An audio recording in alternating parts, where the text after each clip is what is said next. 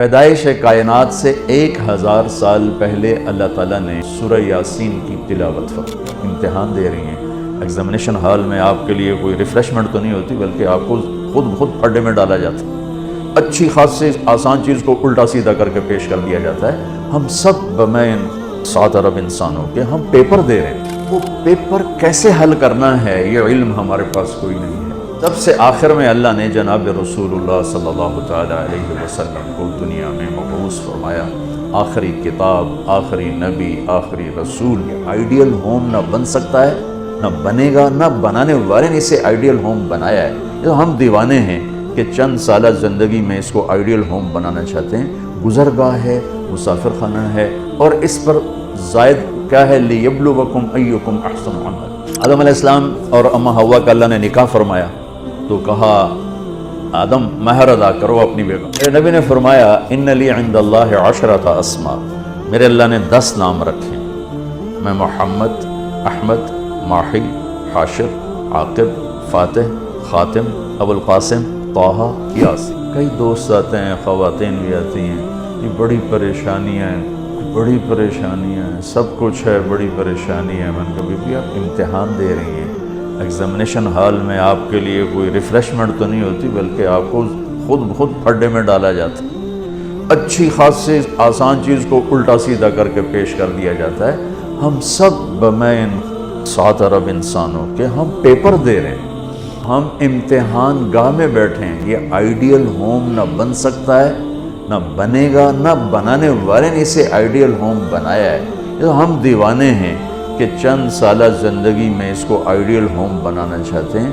گزرگاہ ہے، مسافر خانہ ہے، اور اس پر زائد کیا ہے، لِيَبْلُوَكُمْ أَيُّكُمْ أَحْسَنُ عَمَلًا، کہ اس نے اس لیے ہمیں پیدا کیا ہے کہ ہمیں دیکھنا چاہتا ہے کہ اپنے عمل کو خوبصورت کون بناتا ہے، اور دنیا کے ٹھیکروں پہ کون بک جاتا ہے، اپنی شخصیت کو کون بناتا ہے، اور چیزوں پر کون بک جاتا ہے۔ یہ پیپر ہو رہا ہے۔ اب وہ پیپر کیسے حل کرنا ہے یہ علم ہمارے پاس کوئی نہیں ہے۔ اس کے لیے 1,24,000 انبیاء کو اللہ نے بھیجا کہ جاؤ انہیں بتاؤ کہ پیپر حل کیسے کرنا۔ سب سے آخر میں اللہ نے جناب رسول اللہ صلی اللہ تعالیٰ علیہ وسلم کو دنیا میں مبعوث فرمایا۔ آخری کتاب، آخری نبی، آخری رسول۔ آپ کا مشن بھی یہی تھا کہ زندگی کیسے گزارنی ہے۔ پچھلی کتابوں سے اب چونکہ آپ وجہ کائنات ہیں، ابو ہریرہ نے ایک دفعہ آپ سے پوچھا یا رسول اللہ آپ کو نبوت کب ملی تھی؟ تو ابھی ربیع الاول گزرا ہے، ہم کتنے جلسے ہوتے رہے، اس میں آپ یہ اس تاریخ کو پیدا ہوئے، اس تاریخ کو انتقال فرمایا، 40 سال کی عمر میں نبوت ملی، 63 سال کی عمر میں انتقال فرمایا۔ اپنے نبی کا جواب سن، یا رسول اللہ آپ کو نبوت کب ملی؟ تو کیا جواب ہے؟ 40 سال۔ کتابی جواب جو میں ڈھونڈ کے آپ کو بتا رہا ہوں، 40 سال 6 مہینے 10 دن، اور یہ کیلکولیشن ہے محرم، صفر، ربیع الاول کے لحاظ سے، دسمبر، جنوری، فروری کے لحاظ سے نہیں، اس لحاظ سے عمر اور کم ہوگی۔ 40 سال 6 ماہ 10 دن۔ تو یہ تو کیلکولیٹڈ جواب تھا، تو آپ یہ جواب آپ نہ دیتے، آپ فرماتے ابو ہریرہ 40 سال کی عمر میں نبی بنا، لیکن میرے نبی نے جواب کیا دیا؟ کنت نبیا وان آدم بین الروح والجسد۔ ابو ہریرہ ابھی آدم کی مٹی کٹھی نہیں ہوئی تھی اور میں نبی بن چکا تھا۔ تو آپ تو وجہ کائنات ہیں۔ آدم علیہ السلام اور اما حوا کا اللہ نے نکاح فرمایا تو کہا آدم مہر ادا کرو اپنی بیگم کا۔ کہنے کہ جی کیا ادا کرو؟ تو نکاح تو جنت میں ہو رہا ہے، جنت سونے چاندی سے بھری پڑی ہے۔ اللہ کہا دیتا اتنا زیور ڈال دو، اتنا سونا دے دو۔